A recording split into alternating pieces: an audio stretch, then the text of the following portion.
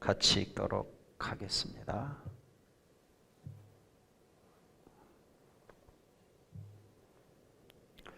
시작. 형제들아, 내가 사람의 예대로 말하노니 사람의 언약이라도 정한 후에는 아무도 패하거나 더하지 못하느니라. 이 약속들은 아브라함과 그 자손에게 말씀하신 것인데 여럿을 가리켜 그 자손들이라 하지 아니하시고 오직 한 사람을 가리켜 내 자손이라 하셨으니 곧 그리스도라. 내가 이것을 말하노니 하나님께서 미리 정하신 언약을 430년 후에 생긴 율법이 폐기하지 못하고 그 약속을 헛되게 하지 못하리라. 만일 그 유업이 율법에서 난 것이면 약속에서 난 것이 아니리라. 그러나 하나님이 약속으로 말미암아 아브라함에게 주신 것이라. 그런즉 율법이 무엇이냐? 범법함으로 도하여진 것이라. 천사들을 통하여 한 중보자의 손으로 베푸신 것인데 약속하신 자손이 오시기까지 있을 것이라. 그 중보자는 한 편만 위한 자가 아니나 하나님은 한 분이시니라. 그러면 율법이 하나님의 약속들과 반대되는 것이냐? 결코 그럴 수 없느니라. 만일 능히 살게 하는 율법을 주셨더라면 의의가 반드시 율법으로 말미암았으리라. 그러나 성경이 모든 것을 죄 아래 가두었으니 이는 예수 그리스도를 믿음으로 말미암는 약속을 믿는 자들에게 주려 함이라. 아멘. 아멘. 오늘 말씀의 제목은 율법과 약속입니다. 율법과 약속. 율법과 약속. 자, 여러분들이 지금까지 살아오시면서 좀 이렇게 하월행에 우는 너무 울리는 것 같은데요. 살아오면서 가장 좋은 약속, 가장 큰 약속, 그건 뭐가 있었겠습니까? 누가? 자, 집을 사주겠다. 자동차를 사주겠다. 자, 어떤 좋은 것을 사주겠다. 그래서 약속이라고 하는 것은 긍정의 측면도 있고 약속이라고 하는 것은 부정의 측면도 있습니다. 그래서 약속이 그 좋은 약속이 지켜질 때 서로를 행복하게 하는 거지만 그 약속이 안 지켜질 때 고통과 불행을 가져다 줄 수 있는 거죠. 제가 개척을 할 때 두 가지 약속이 기억이 납니다. 두 가지. 그래서 어떤 분이 찾아오셔서 이제 원래는 저렇게 개척을 갖추기로 하시던 집사님이셨는데 그분이 모든 교회에 필요한 것을 다 이런 화이트보드라든지 모든 필요한 것을 다 사주시겠다는 거예요. 그러더니 자기 친구 문구점 하시는 분을 부르더라고요. 문구점 하시는 분을, 성남에 문구점 하시는 분을 부르시더니 목사님이 필요한 거 적어준 대로 다 사드리라는 거예요. 그래서 쭉 뭐 복사기, 화이트도, 문구에 관련된 모든 것들, 복사기부터 그래서 그분이 약속대로 모든 필요한 것들을 다 사줬어요. 그래서 아마 복사기는 한 10년 썼던 것 같아요. 지금도 제 방 앞에 있는데 이제는 뭐 오래돼 가지고 참 오랫동안 잘 그 복사기를 썼죠. 그래서 참 얼마나 지금도 제가 이렇게 감사하고 있는지 모릅니다. 또 한 가지 약속은 어떤 분이 이제 또 제가 신갈에서 개척을 하려고 할 때 이제 상가를 얻으려고 하는데 그분이 오셨어요. 어떤 분이 오셨어요. 다른 분이 오셔가지고 이렇게 보더니 상가가 이제 40평, 40평, 40평 이렇게 이제 세 칸으로 나눠져 있는데 그때 이제 제 주머니에는 딱 한 칸밖에 얻을 돈이 없었어요. 주머니에 딱 한 칸밖에. 근데 그분이 오시더니 목사님, 나중에 얻어서 하려면 복잡하고 힘드니까 세 칸을 다 얻으시면 자기가 인테리어를 다 해주시겠다고. 그래가지고 돈도 없는데 그냥 4천만 원인가 있어서 그래가지고 500만 원만 세 칸을 다 계약해놓고 보증금 1억입니다. 3천, 4천. 그리고 이제 월세가 관리비까지 한 535만 원. 그게 뭐 얼마나 비싼 건지 개념이 없었어요. 제 머릿속에는. 그래서 한참 인테리어를 하고 있는데 그분이 갑자기 연락이 왔어요. 자기가 뭔가 일을 시작해서 그때 돈이 나올 줄 알았는데 돈이 안 나온다는 거예요. 그래도 참 그분에게 감사했던 것 중에 하나는 그 인테리어 비용은 못 해주셨지만 자기가 돈은 없으니까 의자를 사주시겠다고. 그래가지고 지금 우리 소예배실에 있는 120개 의자를 그분이 사주셨습니다. 그때 인테리어 비용이 얼마가 나오냐면 상가에서 실평수 97평이었는데 분양평수 160평. 그래서 인테리어 비용이 5,500만 원이 나왔어요. 근데 나중에 보니까 다 돈이 채워졌는데 그 돈만큼만 부족한 거예요. 그 돈만큼만. 인테리어 비용만큼만. 세도 다 채워져. 그래서 이제 세를 우선 주고 나머지 이제 그 세를 월세로 이렇게 돌려놓고 나중에 이제 창립 예배를 드리면서 갚았던 적이 있었는데, 자, 사람의 약속은 이게 약속이 지켜질 때 서로 간에 행복하게 되죠. 그러나 약속이 안 지켜지게 되면 참 어려워질 수가 있는 겁니다. 약속이 안 지켜져 어려워질 수가 있어요. 그래서 요즘 같은 경우 우리가 뉴스에 자주 나오지만 나임 사태 같은 이런 것들 있잖아요. 펀드, 라임 펀드, 이런 것들은 참 약속이 지켜서 수익을 내준다고 해도 이게 어려운데, 약속을 안 지키고 그냥 수천억의 돈을 사람들이 사기를 당해서 뭐 구속이 되고 조금 많이 뉴스에 떠드는 것 같아요. 마찬가지죠. 우리의 인간 삶에 사는 모든 부분들은 사실은 약속 속에 사는 겁니다. 부부도 약속 속에서 사는 거죠. 우리가 자동차를 타고 다니는 매일매일 매 순간이 뭡니까? 신호등이라고 하는 약속입니다. 약속. 파란 신호등 때 가자, 빨간 신호등 때 멈추자, 그 다음에 화살표 때는 돌아가자, 이렇게 좌회전 우회전 하자. 이게 서로 약속하는 것입니다. 약속. 이게 약속이 지켜질 때 서로 행복하지만 약속이 안 지켜질 때 뭐 하죠? 사고가 나는 거죠. 사고가 나는 것입니다. 자, 그래서 이제 사람들도 약속을 지킵니다.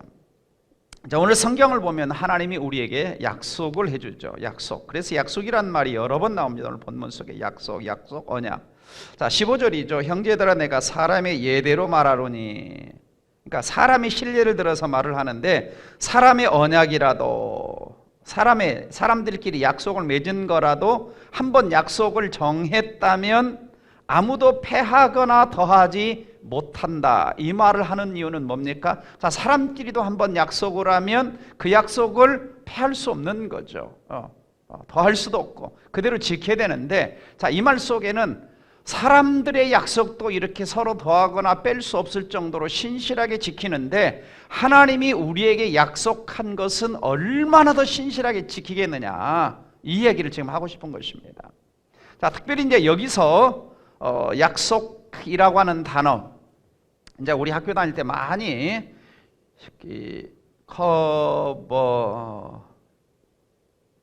커버넌트, 언약이란 말인데, 언약.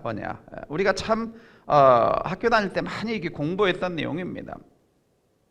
자, 이 헬라어로는 디아데케라고 하는데, 이 언약이란 단어는 하나님이 우리에게 약속하실 때, 자, 우리가 이제 어떤 약속한 것을 효력이 있도록 공증받는 게 있죠. 공증받는 거.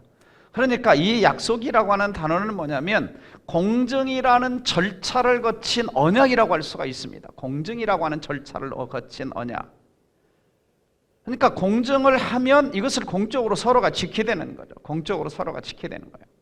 그러니까 여기서 지금 하나님이 누구에게 약속을 했냐면, 지금 앞에서 무슨 이야기를 하고 있어요? 아브라함 이야기를 했잖아요. 아브라함 이야기. 율법과 아브라함 이야기. 그래서 아브라함의 복, 믿음으로 말미암는 아브라함의 복, 그 다음에 율법으로는 의로울 수 없다 라고 하는 이런 이야기를 앞에서 주겠습니다. 그러니까 아브라함에게 하나님이 하신 언약은 사람의 언약이라도 바꿀 수 없는 것처럼 패하거나 내가 하나님이라도 더하거나 뺄 수 없다라는 이야기를 하는 겁니다. 자, 그러면 하나님이 어떤 약속을 주셨느냐? 자, 16절에 그 설명이 나오죠. 자, 이 약속들은 그렇습니다. 약속들은 아브라함과 그 자손에게 말씀하신 것인데, 그러니까 이 약속들이라고 그러죠. 약속들은 아브라함과 그 자손들에게 약속하신 겁니다. 아브라함과 자손들에게 약속하신 거예요. 자, 우리가 여기서 그러면 창세기 본문을 살짝 덮어놓고 창세기 15장으로 한번 가서 보시도록 하겠습니다. 창세기 15장으로 가서 보시면,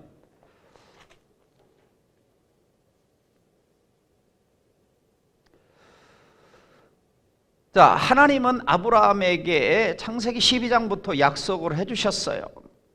그러면서 이제 15장 1절 봅니다. 이후에 여호와의 말씀이 환상 중에 아브라함에게 임하여 이르시되 아브라함아 두려워하지 말라 나는 내 방패 너희 지극히 큰 상급이라. 아브라함이 이르되 주 여호와여 무엇을 내게 주시려니까 나는 자식이 없습니다. 나의 상속자는 다메섹 사람 엘리에셀입니다. 자, 아브라함이 또 이르되 주께서 씨를 주시지 않았으니 내게 집에 길리운 자가 내 상속자가 될 것입니다. 자, 아브라함은 자꾸 인간적인 생각을 합니다. 하나님의 약속을 하셨는데 자꾸 인간적인 생각을 하죠. 근데 4절 봅니까? 여호와의 말씀이 그에게 임하여 이르시되, 자, 그 사람이 내 상속자가 아니다. 내 몸에서 날짜가 상속자가 되리라 그럽니다. 내 몸에서 날짜가 상속자가 되리라. 자, 그러니까 반드시 내 몸에서 날 상속자를 주시겠다라고 하는 것이 약속 하나입니다. 두 번째는, 자, 5절 보시면 그를 이끌고 밖으로 나가 이르시되 하늘 우르르 못벌을 셀 수 있나 보라. 또 그에게 이르시되 내 자손이 이와 같으리라 그랬습니다. 그러니까 아브라함에게 자식을 주겠다고 그러고 그 자식이 어느 정도가 되느냐? 두 번째는 하늘의 별처럼 내 자손이 이와 같이 많아지도록 해주겠다고 자손에 대한 하나님이 약속을 해주신 것을 볼 수가 있습니다. 뿐만 아니라 7절 말씀 보면 하나님이 무슨 약속을 또 주십니까? 또 그에게 이르시되 나는 이 땅을 내게 주어 소유를 삼게 하려고. 그러니까 가나안 땅을 또 선물로 주신다는 약속을 또 하나님이 하시죠. 자식 주시고 자식이 하늘의 별처럼 많게 하고, 자, 가나안 땅을 주실 것을 하나님이 약속하십니다. 자, 이때 이제 하나님이 약속을 들으면서 6절 같이 읽어보겠습니다. 자, 유명한 구절이죠. 자, 이게 이제 바로 아브라함을 의로 여기신, 같이 읽습니다. 시작. 아브라함이 여호와를 믿으니 여호와께서 이를 그의 의로 여기셨다라고 말씀하고 있죠. 의로 여기셨다. 그러니까 아브라함은 하나님 말씀하신 그대로를 믿었다는 거예요. 말씀을 그대로 믿었다라고 하는 것입니다. 자, 그러면서 이제 이 문제에 대해서 아브라함이 이제 8절 가서 보시면, 자, 그럼 하나님 묻습니다. 하나님, 그러면 나하고 이렇게 하나님 약속하셨는데 내가 이 땅을 소유로 받을 것을 무엇으로 알 수 있겠습니까? 뭔가 약속하셨으면 하나님이 증표를 보여달라라고 요구를 하는 거죠. 자, 그러자 하나님이 말씀을 하십니다.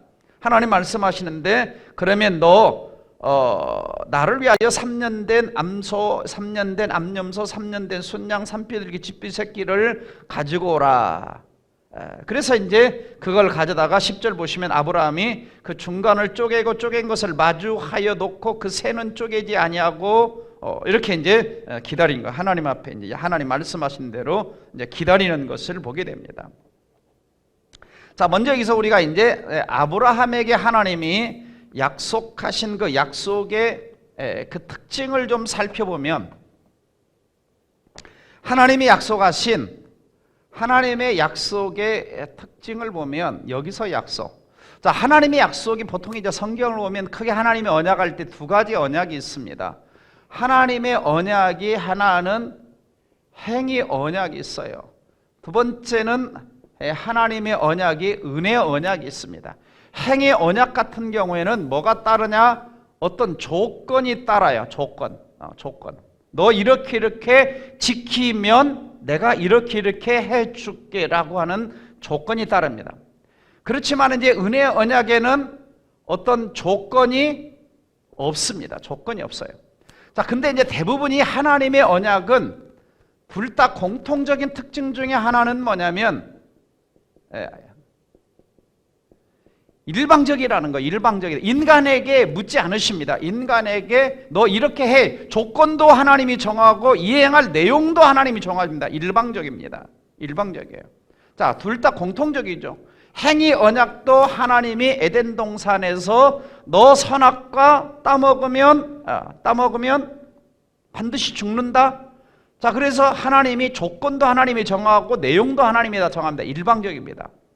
그런데 이제 은혜 언약과 행위 언약과 은혜 언약의 차이점이 뭐냐면, 은혜 언약은 조건이 없습니다.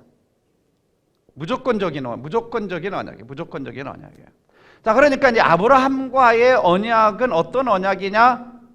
행위 언약이 아니고 은혜 언약이고, 은혜 언약이면서 조건이 없는 뭐죠? 조건이 없는 무조건적인 지금 언약의 특징을 가지고 있는 것입니다.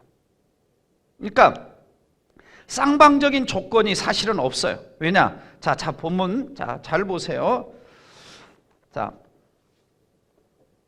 12절부터 이제 쭉 아브라함이 이제 하나님 앞에 뭐 하고 있냐면 이제 짐승을 이렇게 잡아가지고 가문대를 쪼개서 이제 이렇게 쪼개가지고 이제 이렇게 버려놓는 겁니다. 근데 새는 작으니까 이제 쪼개지 않고 그냥 갖다 놓고 그리고 하나님을 기다리고 있는 거예요. 하나님을 이제 기다리고 있는 거예요. 근데 이제 하나님이 기다리는데 하나님이 좀 빨리 오셔야 되는데 하나님이 좀 천천히 오신 겁니다. 천천히 오신 거예요. 그래서 12절 보니까 11절부터 보면 솔개가 그 사체 위에 내릴 때 아브라함이 쫓다가 막 솔개가 보고는 사체를 먹으러 쫓아. 근데 해지가 질 때에 아브라함에게 깊은 잠이 임하고 그랬습니다. 아브라함에게 깊은 잠이 임하고 큰 흑암과 두려움이 그에게 임하였더니, 자 그러면 아브라함이 스스로 잠들었다라기보다는 문맥의 내용상 보면 뭐 하신 거예요? 누가 하신 거예요? 하나님이 큰 두려움, 큰 흑암, 깊은 잠 하나님이 임하게 하신 거죠. 그리고는 12절 보시면 자 여호와께서 아브라함이 이르시되 너는 반드시 알라 내 자손이 하면서 쭉 하죠. 그러니까 아브라함이 잠들었을 때에 뭐 하신 겁니까? 아브라함이 잠들었을 때에 하나님이 뭐 하셨겠어요? 하나님 혼자 지나가신 겁니다. 하나님 혼자 지나가. 네. 왜냐하면 자, 그 당시 이제 중동에서 자, 그 당시 이것은 하나의 이 개인 대 개인이라든지 국가와 국가 간에 어떤 약속을 할 때 이런 짐승을 잡아가지고 쌍방간에 언약을 합니다. 쌍방간에. 그래서 이 짐승 사이로 언약 당사자 두 사람이 이 사이를 지나가야 되는 거예요. 그래서 나는 이 언약을 지키겠다. 내가 만약에 이 언약을 못 지키면 이 짐승 사체가 찢겨져 죽은 것처럼 나는 죽어도 마땅하다라고 하는 그런 약속이 이 속에 들어있는 겁니다. 그 당시 문화 속에서. 그런데 여기 누구만 지나갔냐면 하나님만 지나가고 아브라함은 잠들게 하고 아브라함은 안 지나간 거예요. 만약에 아브라함도 여기 너도 지나가 그랬다면 아브라함도 뭐 했냐면 하나님과 약속한 이 모든 것을 뭐 해야 되냐면 지켜야 되는데 아브라함한테는 아무런 요구도 안 한 거죠. 아무런 요구도 일방적인 약속이라는 거죠. 그래서 일방적인 약속이면서 아브라함에게는 아무런 조건도 없는 약속을 하나님이 해주시는 것을 볼 수가 있습니다. 그러니까 하나님이 모든 거 너하고 약속하지만 나가 내 혼자서 다 지켜내겠다는 겁니다. 예? 네가 할 건 아무것도 없다는 거예요. 그러니까 지금 여기서 하나님은 궁극적으로 무슨 이야기를 하고 있냐면 오늘 본문에서도 보면은 그 자손들인데 그 자손은 궁극적으로 누구를 얘기하냐면 예수 그리스도까지 가잖아요. 예. 그러니까 결국은 우리의 구원 문제를 지금 이제 아브라함의 복 이야기를 하면서 이 설명을 지금 하는 거예요. 아브라함의 복 이야기를 하면서. 아브라함의 복이 뭡니까? 구원의 복이죠. 믿음을 통한 구원의 복이죠. 그 설명을 지금 계속해 나가는 것입니다. 그러니까 내가 일방적으로 무조건적으로 은혜로 너와 내 자손들을 믿기만 하면 다 축복해 주시겠다는 이야기를 지금 하고 싶은 겁니다. 여기서. 네. 자, 그런데 이제 사실상 구약 시대에 오랫동안 이 약속이 다 지켜져 온 것은 아니었다라고 하는 거죠. 이 약속이 다 지켜져 온 것은 아닙니다. 다시 이제 본문으로 돌아오죠. 자, 다시 이제 본문으로 돌아오시면 자, 그래서 이제 이 약속들은 아브라함과 그 자손들에게 말씀하신 것인데 결국은 여럿을 가리켜 그 자손들이라 하지 아니하고 오직 누구요? 한 사람을 가리켜 내 자손이라 하셨으니 곧 그리스도라. 그러니까 결국은 아브라함의 후손을 통해서 누가 오시는 겁니까? 메시아가 오시는 것을 지금 이야기를 하고 있는 것을 볼 수가 있습니다. 그래서 결국은 하나님께서 이 약속을 누구를 통해서 이루시는 겁니까? 예수 그리스도를 통해서 그 약속을 이루시는 거예요. 그렇기 때문에 하나님의 약속이라고 하는 것은 하나님의 우리 인간들을 향한 약속이라고 하는 것은 어떤 어떤 지식적인 어떤 이런 약속이 아닙니다. 하나님이 우리 사람들하고 약속하신 것은 한 인격을 향한 약속이에요. 그 인격, 예수 그리스도와 우리와의 관계, 하나님과 우리와의 관계, 인격적인 약속이라는 거죠. 자, 우리가 전도 폭발을 배울 때 이런 이야기를 배우지 않습니까? 전도 폭발을 배울 때, 자, 우리가 세종대왕 이순신 장군 역사 속에 있었던 것을 믿나요, 안 믿나요?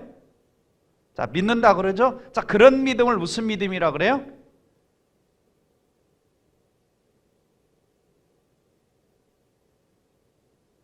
박선아 집사님, 무슨 믿음이요? 지식적인 믿음이죠. 지식적인 믿음.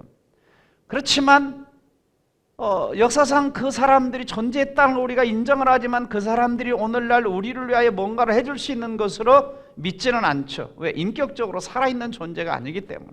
그러나 내 곁에 엄마가 있고 아빠가 있고 어떤 친한 친구가 있다면 서로 뭔가를 약속할 때는 그 인격을 우리가 믿는 겁니다. 그 상대방과 나와 서로 뭔가 인격적인 교류가 되는, 그러니까 우리가 하나님이 우리와 약속하신 것은 인격적인 약속, 다시 말하면 예수 그리스도를 통해서 똑같이 하나님이 우리와 약속하신 것처럼 예수 그리스도를 통해서도 우리에게 똑같은 사실이 이루어진다라고 하는 거죠. 그래서 우리가 믿는다라고 하는 것은 곧 누구를 믿는 거냐면 아브라함과 약속하신 그 약속을 믿는 건데, 궁극적으로는 그 약속 속에는 누가 들어있는 거예요? 예수 그리스도가 들어있는 것이고, 그러므로 우리가 믿는 것은 누구를 믿는 겁니까? 예수 그리스도를 믿는 거예요. 하나님의 성품과 똑같은 성품을 가지신 그 예수 그리스도를 인격적으로 내가 믿고 인정하는 것이죠. 그러니까 기독교의 신앙은 한마디로 말하면 뭐가 있느냐? 생명력이 있는 겁니다. 생명력이 있는 거예요. 살아있는 거예요. 움직이는 거예요. 그래서 우리는 예수 그리스도를 믿을 때 그분이 나의 죄를 다 용서해 주시기 위하여 십자가에 죽으셨다는 것을 믿고, 부활하셨다는 걸 믿고, 승천하셨다는 걸 믿고, 그분이 다시 오신다는 걸 믿고, 그분이 지금도 살아계셔서 하나님 보좌 우편에서 우리를 위하여 중보하시고 변호하시고 기도하신다는 걸 우리는 믿는 겁니다. 아멘. 자, 이게 기독교의 독특성이죠. 기독교의 독특성, 인격성입니다. 인격성. 그러니까 우리가 예수를 믿는다고 했을 때는 어떤 지식적인 것이 아닙니다. 지식적인 것이 아니에요.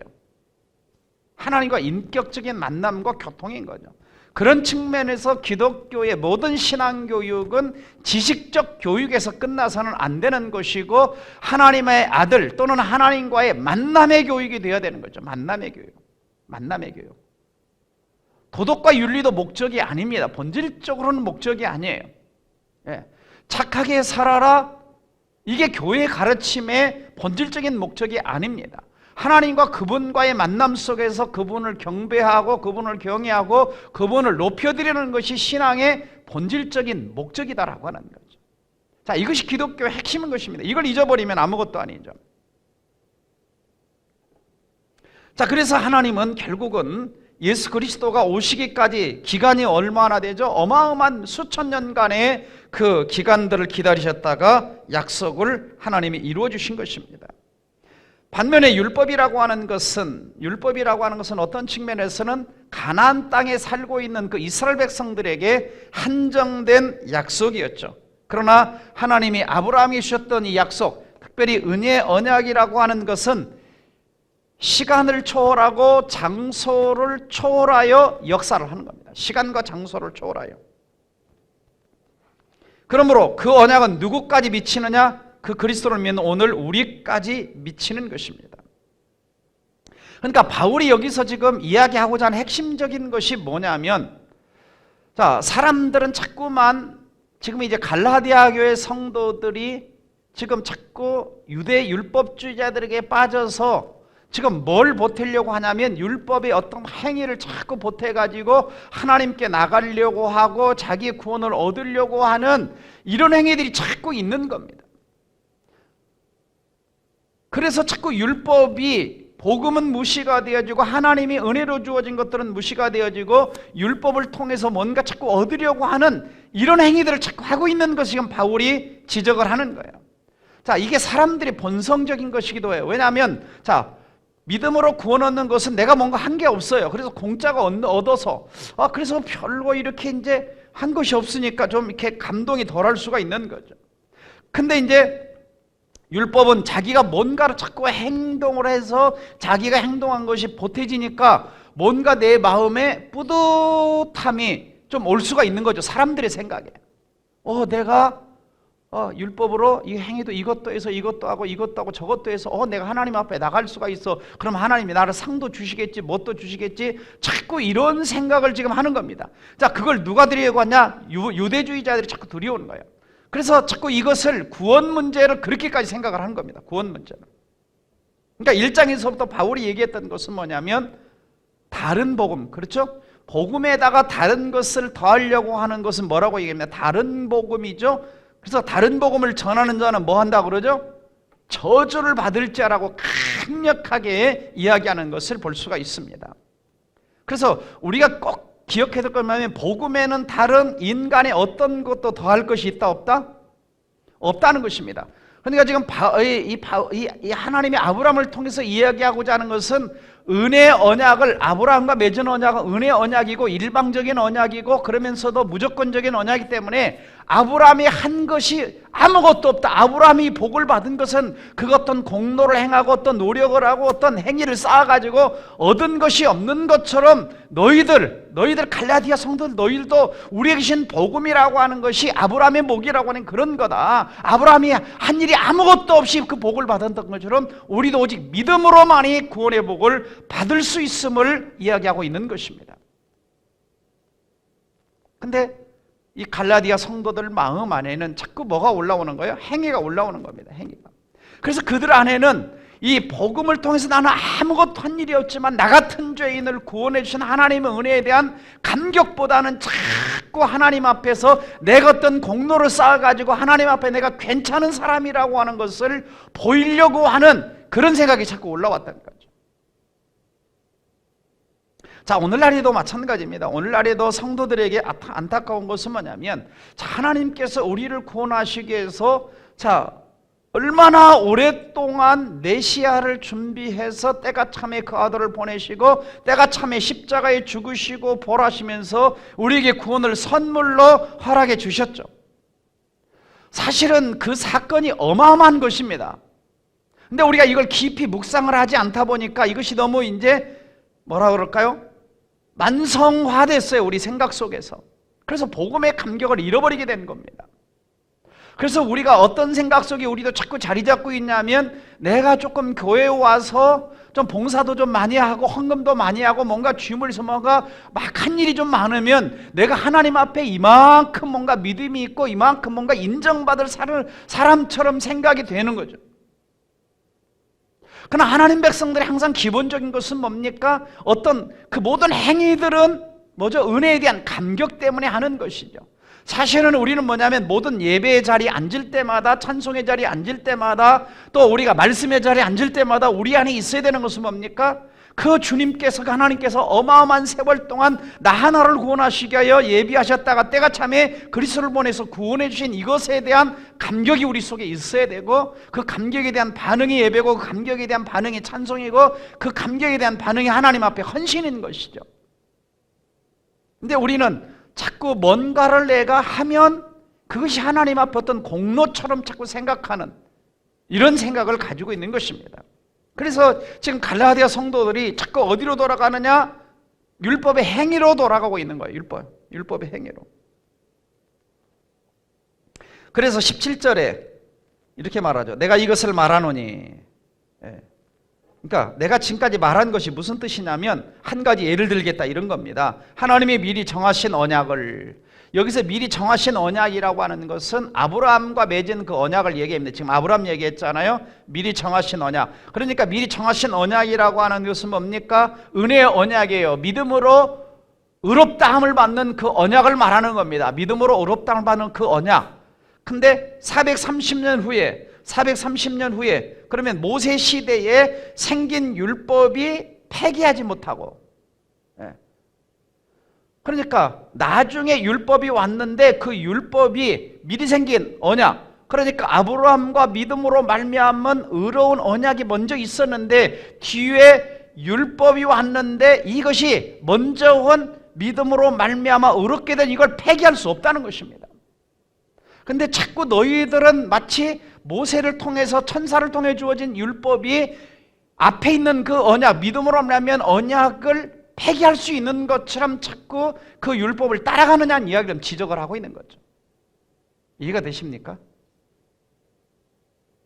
제가 너무 어렵게 설명하는가?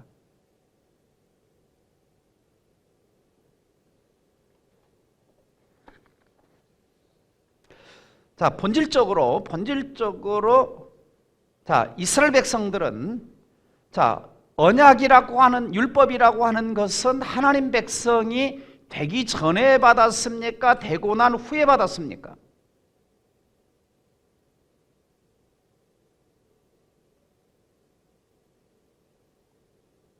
하나님 백성이 되고 난 이후에 받은 겁니다.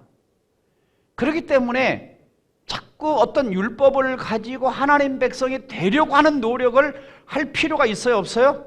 없는 거예요. 없는 거예요. 그래서 원래 구약 시대도 하나님이 자기 백성을 구원하는 방식은 뭐였죠? 율법이 아니고 뭐였어요? 이미 하나님을 믿을 때 선택한 백성을 자기 백성으로 여기셨어요? 안 여기셨어요? 여기신 거죠. 이스라엘 백성들이 뭐 잘난 것이 있어서 그들을 하나님이 선택해 주신 겁니까? 하나님이 일방적으로 그들을 선택해 주신 것입니다. 그러니까 그들에게는 이미 율법이 오기 전에 믿음으로 말미암는 하나님만을 바라보고 의지할 때 구원받는 언약이 있었던 거죠. 그리고 구원받는 백성에게 삶의 기준으로서 하나님이 주신 규칙이 뭐냐? 하나님 백성이 살아갈 규칙으로 주신 것이 뭐냐? 바로 율법이라고 하는 것입니다. 근데 자꾸 이스라엘 백성들은 이걸 무슨 조건으로 자꾸 삼으려고 하는 거예요? 하나님 백성이 되는 구원받는 조건으로 자꾸 끌고 가려고 하는 겁니다. 이게 결국은 이런 사상이 모든 이방 종교나 세상 종교에 다 들어있는 거예요. 다 들어있는 거예요. 세상 종교에 다 들어있는 거예요. 그러니까 예수님께서 요한복음 8장 32절에서 진리를 알지니 진리가 너희를 자유케 하리라고 하는 것은 오직 예수만이 너희를 모든 죄로부터 율법으로부터 세상 모든 것으로부터 너희를 자유케 할 수 있는 자는 나밖에 없다라는 이야기를 주님이 하신 겁니다. 근데 사람들은 이 진리를 무시하고 자꾸 여기다가 뭘 갖다 들이댑니까? 과학주의, 무신론, 상대주의, 포스트모더니즘, 뉴에이지 수많은 것들을 갖다가 들이대는 거예요. 자, 그 작업을 하는 게 누구냐? 바로 사탄입니다. 그래서 이번 주일날 이제 제가 진리가 너희를 자유케 하리라는 부분에서 말씀 나누려고 하는 것이 요한복음 8장 44절 부분에 이 사탄 진리전쟁이에요. 진리전쟁. 그러니까 진리전쟁의 배후에는 누가 있느냐 하면은 어둠의 세력이 있는 겁니다. 그래서 자꾸 하나님이 정하신 규칙을 자꾸 사람이 정한 것을 가지고 하나님께 나아가려고 하는, 그러다 보면 자꾸 누가 무시됩니까? 예수가 무시되고 십자가가 무시게 되는 거죠. 그리고 하나님은 은혜의 하나님이 아닌 거예요.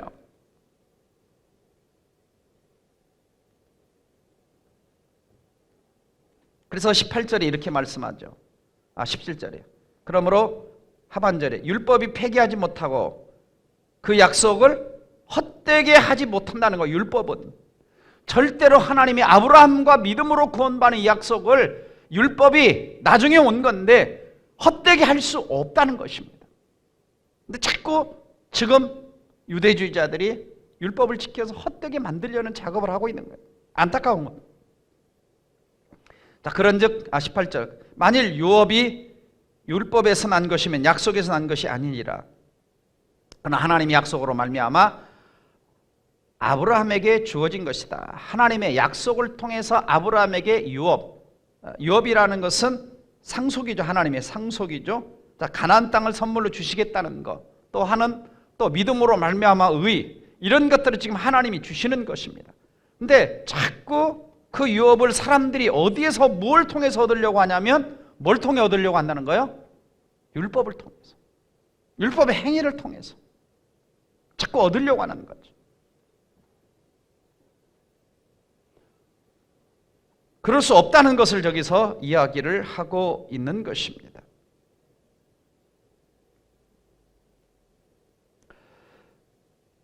그러면서 19절에 그런즉 율법은 무엇이냐 그럽니다. 율법은 무엇이냐. 자, 율법이 무엇입니까? 자, 그러면 율법이 무엇이냐? 첫째, 율법은 범법함으로 더하여진 것이다 그랬어요. 율법은 범법함으로 더하여진 것이다. 자, 처음에 하나님의 율법이 처음에는 몇 개 있었어요? 에덴 동산에서 하나밖에 없었습니다. 행위 언약 그 하나밖에 없었어요. 그런데 이제 나중에 사람들이 자꾸 죄를 짓게 되니까 이제 시내산에서 하나님이 이스라엘 백성들을 위하여 법을 613가지를 하라와 하지 말라를 만들어서 하나님이 주시는 것입니다. 그러니까 이 세월이 흐를수록 법이라는 것은 뭐합니까? 더 복잡해지는 거죠. 복잡해지는 것입니다. 자, 지금 요즘에도 어제나 계속 이제 국민일보에서 또 한국교회에서 지금 계속 이야기하고 인터넷을 통해서 지금 반대하고 있는 것이 차별금지법이죠. 그래서 정의당 6명인가 하고 그 다음에 또 민주당 2명 또 뭐 무슨 당 몇 명 해가지고 한 10분 정도가 국회의원이 발의를 했어요. 차별금지법을 발의를 해서 그 속에 이제 동성애법이 들어있습니다. 지금 이제 국회 발의가 된 상태예요. 이제 이게 상정돼서 투표를 해버리면 이제 제가 예배당에서 이런 이야기 하면 이제 걸리는 거예요. 걸리는. 네. 옛날에 이런 법도 없었죠. 사실상. 근데 이런 법들이 자꾸 만들어집니다. 자꾸 만들어져요. 자, 옛날에는 뭐 교통벽구가 있었습니까? 차가 없던 시절에는 교통벽구가 없었죠. 자, 이제는 IT 시대가 됐어요. 자, 이제 수많은 법들이 N번방 사건을 통해서 또 법들이 또 새로 또 계속 만들어집니다. 왜? 사람들이 자꾸 범법함을 인하여 더해지는 거야. 이게 율법의 특징이죠. 그러나 그 법이 인간을 의롭게 해준다면은 법을 조금만 만들어내는데 그 율법의 특징은 인간을 의롭게 해주지 못하는 거죠. 네? 그러니까 하나의 율법이라고 하는 것은 규칙이에요. 규칙. 또는 하나님이 이 땅을 살아가는 사람들에게 주신 하나님의 어떤 기준이라고 말 수가 있는 거죠. 그러니까 쉽게 말하면 교통법규와 같은 그런 특징을 좀 가지고 있다고 보면 돼요. 교통법규. 자, 교통법규의 목적은 뭡니까? 사람들을 딱지떼고 사람들을 불편하게 하려고 교통법규를 만든 목적이 아니죠. 본래 목적은 뭡니까? 사고 나지 않게 서로 간에 안전하게 하려고 만든 것이 교통법규입니다. 벌을 주기 위한 것이 아니죠. 그래서 법규라는 것은 우리에게 여러 가지 기준들을 뭐 하는 겁니까? 제시해 주는 거죠. 그래서 사고가 자꾸 많이 날수록 교통법규도 복잡해지는 거죠. 그래서 음주법, 뭐 김창호법, 그 다음에 또 아이들 학교 앞에 그 누구 해가지고 또 학교 앞에 무슨 법, 그 다음에 또 소방 이런 있는 또 소방 무슨 법 해가지고 교통법규도 계속해서 지금 복잡하게 만들어지는 겁니다. 왜? 사람들이 자꾸 어기고 사고가 나니까 사고 날 때마다 법규가 복잡해지는 거예요. 그래서 율법 자체도 인간의 범법함을 인하여 만들어진 거죠. 자, 예를 들자면 여러분이 자 축구를 좋아하시는지 모르겠는데 보면은 자 축구에 심판이 없다고 생각을 해보세요. 그러면 엉망진창일 거예요. 막 소리 큰 사람 이기고 막 그리고 문골대 앞에 있다가 오면 얼른 집어넣고. 전에 그렇게 법칙이 없이 심판 없이 차니까 재미있는 측면도 있더라고요. 왜 저같이 이렇게 막 달리기를 잘 못하는 사람은 골대 앞에 있다가 패스해주면 얼른 받아가지고 골이 넣고. 근데 그렇게 하면 경기라는 게 또 재미가 없죠. 심판이 있는 겁니다. 그래서 잘못할 때는 뭐 하는 겁니까? 벌칙을 주고 퇴장도 시켜요. 그러면 심판이 나쁜 사람입니까? 그렇다고 그 심판이 선수들로 하여금 공을 잘 차게 할 수는 없어요. 왜? 지적은 하죠. 그러니까 이게 율법의 기능과 같은 거예요. 율법은 우리로 하여금 더 선한 사람이 되게 해주는 것은 아니에요. 더 하나님을 착한 사람이 되게 해주는 거 아니고 규제를 해주는 겁니다. 규제를 해주는 거예요. 그래서 율법은 누구를 위해 주셨을까요? 율법은 첫째, 나를 위해 써서 나를. 여러분을 위해 주신 겁니다. 그래서 나를 위하여 율법은 뭘 쳐주나? 율법의 성격 중에 하나, 나를 위하여 울타리를 쳐주는 거예요. 울타리를. 이만큼 벗어나면 안 된다. 이만큼 벗어나면 뭐 한다는 거예요? 사고 난다. 나를 지켜주기 위해서. 울타리 같은 역할을 하는 거예요. 고속도로에서 시속 100km를 와라. 그 이상은 사고 나면 너도 사고 나고 다른 사람들을 끼칠 수가 있으니까 딱 100km 또는 110km 울타리를 정해주는 겁니다. 정해주는 거예요. 우리를 보호하는, 우리를 구속하는 것처럼 보이지만 그걸 우리를 지켜주는 울타리 역할을 하는 거예요. 또 하나, 자, 율법은 나를 위해서 주셨다 라고 하는 거죠. 자, 예를 들자면, 자, 방주를 하나님을 위해 주셨나요? 사람을 위해 주셨나요? 자, 하나님이 이렇게 말씀하시죠. 노아에게 너를 위하여 방주를 짓대 그럽니다. 너를 위하여 방주를 짓대. 그러니까 인간을 위하여 우리의 구원을 주시는 겁니다. 방주를 주시는 거예요. 자, 그럼 물어봅시다. 자, 10계명에서 1계명에서 4계명까지는 하나님을 위한 법입니까? 우리를 위한 법입니까?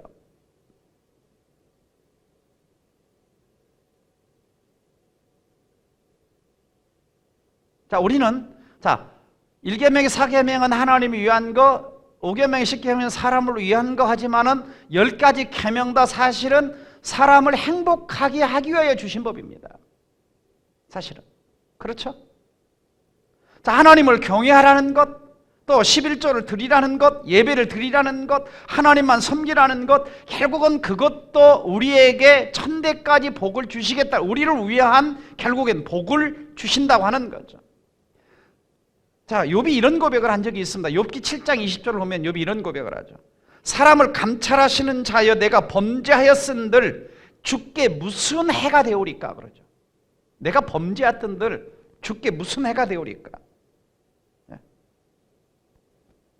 하나님께 무슨 해가 되오리까? 라고 하는 거죠.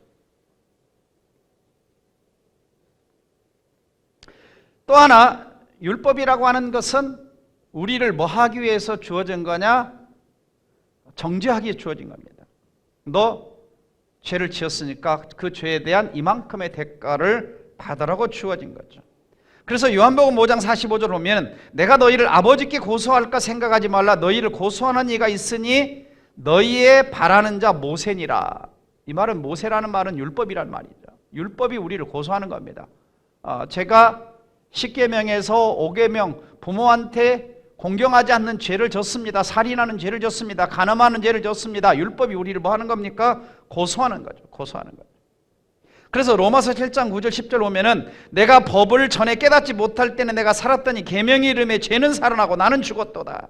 계명의 이름에 죄가 살아나야 내 속에서 무슨 죄를 지었는지. 그래서 오늘 19절 말씀 보면은 율법은 무엇이냐? 범법함으로 더하여진 것이라. 그리고 천사들을 통하여 한 중보자의 손으로 베푸신 것인데 약속하신 자손이 오시기까지 있을 것이다 라고 이야기를 하고 있습니다. 한시적이라는 거죠. 한시적. 그 다음에 20절 보면 그 중보자는 한 편만 위한 자가 아니라 하나님은 한 분이시니라 라고 말씀을 하고 있습니다.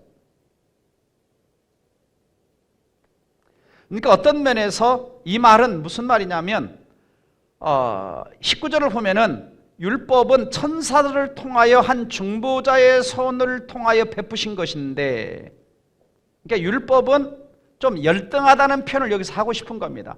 그러니까 모세를 통해 줬지만 또 천사를 통해서 모세에게 모세를 통해서 하나님 백성들에게 이렇게 중간 단계를 거쳐줬지만은 이 하나님의 언약은 하나님이 직접 아브라함에게 직접 말씀하셨고 직접 예수를 통해서 우리에게 주신 것이 복음이죠. 복음.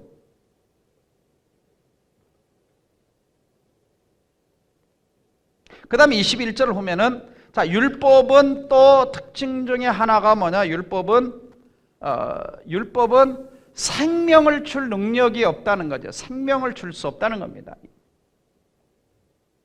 그러면 율법이 하나님의 약속들과 반대되느냐? 결코 그렇게 할 수 없느니라. 만일 능히 살게 하는 율법을 주었다라면, 의가 반드시 율법으로 말미암았으리라. 그러니까 율법은 살게 하는 율법이 아니에요. 정죄하는 율법이죠. 정죄하는 율법이고, 22절 보면은 성경이 모든 것을 죄 아래 가두었으니, 자, 여기서 22절에서 성경은 구약 성경을 말하는 겁니다. 구약 성경. 자, 구약 성경에 있는 율법은 모든 것을 사람들을 죄 아래 가두었습니다. 그러나 예수 그리스도를 믿음으로 말미암아 약속을 믿는 자들에게 죄 아래 가두어진 우리를 뭡니까? 자유케 하시는 거예요. 자유케 하시는 거예요.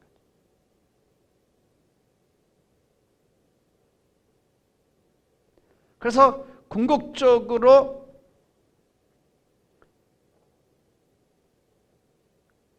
(22절) 보시면은 예수 그리스도를 믿음으로 뭘 줍니까? 약속은 뭘 통해서? 우리의 믿음을 통해서 주어지는 거예요. 자, 이게 뭐였죠? 앞에서 보면은 자, 아브라함의 복이었죠. 이게 아브라함의 복이었는데, 아브라함의 복이 믿음으로 말미암아 뭐 하게 되는 거예요? 의롭게 되는 거예요. 이게 다른 말로 표현하면 우리의 뭐 합니까? 구원이라고 하는 거죠. 그러니까 사실은 갈라디아서 1장에서 3장까지 바울이 그토록 반복해도 또 이야기하고 싶은 게 뭐냐면, 우리의 구원은 오로지 뭘 통해서만? 믿음으로만 구원받는다. 이 감격 속에, 이 은혜 속에, 이 사랑 속에 너희가 오직 믿음 하나 붙들고 신앙생활을 하라는 이야기를 강조하는 겁니다. 왜냐하면 이제 여러분들이 세상의 이방 종교 속에서 계속되는 공격이 뭐냐? 사람 어떤 공로를 통해서 하나님에 도달하려고 하는 이런 것들이 너무나 가득 차 있는 거예요. 제가 이제 이번 주일에 이런 부분들에 대해서 진리와 그 진리를 반대하는, 물론 1시간 안에 설교 시간에 제가 그걸 다 설명할 수는 없어요. 그래서 사람들은 과학주의를 들고 나오고, 상대주의를 들고 나오고, 그 다음에 율법주의를 들고 나오고, 그 다음에 어떤 인간의 행위를 들고 나오고, 수없이 들고 나오는 거예요. 결국은 그것이 뭐냐? 요한복음 8장 44절 보면은 거짓의 아비인 사탄이 에덴 동산에서부터 인간을 속였던 것처럼 수도 없이 인간을 속이면서 십자가의 공로를 무시하게 만들고 하나님의 은혜를 무시하게 만들어서 하나님을 아주 깍쟁이 무서운 하나님으로, 그러니까 이것은 하와에게 뱀을 통해서 사탄이 했던 똑같은 행동입니다. 그래서 하나님의 사랑과 하나님의 주권과 이것을 무시하게 만드는 거예요. 그러니까 자, 선악과라고 하는 것은 우리 인간에게 가르쳐 주는 게 뭡니까? 자꾸 사람들은 선악과를 통해서 무슨 얘기를 하고 싶은 거예요? 하나님이 깍쟁이 같다. 아닙니다. 자, 선악과라는 것은 인간에게 하나님 주시고자 하는 메시지 한 가지가 뭐냐? 너는 피조물이라는 거예요. 네. 그러니까 선악과를 통해서 인간에게 가장 처절하게 가르쳐주는 것은 나는 창조주 하나님, 나는 주권자고 너는 피조물이라는 것을 가장 잘 가르쳐주는 게 뭐냐면 에덴 동산에서의 선악과죠. 근데 이것을 사탄이 와서 그 선악과를 뭐로 만들어요? 하나님처럼 되게 하는 이런 걸로 변신을 시켜서 하나님과 같은 이러한 사람을 교만을 갖게 만드는 거죠. 자, 이런 것들이 이제 모든 이방 종교 속에 이제 들어 있으면서 오늘날 이제 이 세상에 이제는 율법주의를 넘어서 이제 뭐로 가버렸냐? 이 세상에 이제는 이 세상의 모든 것이 지금 덮어가고 있는 것 중에 하나가 뭐냐면 상대주의라는 거예요. 상대주의라는 것은 진리 자체를 인정하지 않는 사상입니다. 그리고 자기가 말하면 그게 진리가 될 수 있는 거예요. 저 사람에게 진리인 것이 나에게 아닐 수 있는 거고. 그래서 이 사람들의 특징 중에 하나가 뭐냐면 절대 진리를 무시해버리는 겁니다. 절대 진리. 이게 지금 온 땅에 가득 퍼져가고 있는 거예요. 결국 이런 것들이 뭐냐? 휴머니즘이라고 하는 사상 속에서 이게 이제 흘러나오는 거예요. 역사를 쭉 보면 휴머니즘. 그래서 우리 그리스도인들이 바로 깨어있지 않으면 결국은 우리 신앙생활 속에서도 이 십자가의 감격을 너무 쉽게 잃어버리고 하나님이 그렇게 오랫동안 그리스도를 준비해서 우리의 구원을 이루어 주신 것에 대해서 자꾸 우리는 뭐로 가려고 하냐면 행위로 갈 수가 있는 거예요. 그러니까 영성을 공부하는 사람들이 대단히 조심해야 될 것 중에 하나가 뭐냐면 내가 어떤 하나님 앞에 깊은 묵상과 교통을 통해서 어떤 경지에 도달하려고 하는 이런 부분들이 자칫하면 자기의 공로의식이 될 수가 있는 겁니다.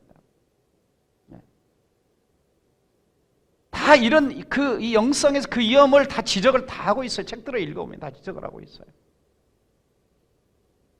그래서 기독교의 신비주의가 있지만 신비가 있어요. 신비가 있지만은 이것이 어떤 내 공로가 돼서 어떤 체험이 하나님 앞에 내가 도달하려고 하는 어떤 이런 것이 돼서는 안 되는 거죠. 신앙생활은 끊임없이 뭐냐, 저나 여러분이나 뭐 먹고 사는 거냐, 십자가의 감격을 먹고 사는 것이고 하나님의 은혜를 먹고 사는 것이고 그 하나님이 그토록 나를 사랑하사 수천 년 동안 메시아를 예비하사 하나님의 때때에 나를 주셔서 그 사랑에 감격해서 내가 반응하고 찬송하고 예배하고 헌신하고 이것을 예배 때마다 감격하는 것이 바로 주일 예배인 거죠. 우리가 이것을 잊어버리면 이 갈라디아 교회 성도들의 이러한 율법의식이 자꾸 나와서 내 삶에서 예수가 지워지고 하나님의 은혜가 지워지고 인간의 공로가 없어서 하나님은 내 인생에 덜 중요한 분으로 자꾸 전락해 가는 것입니다.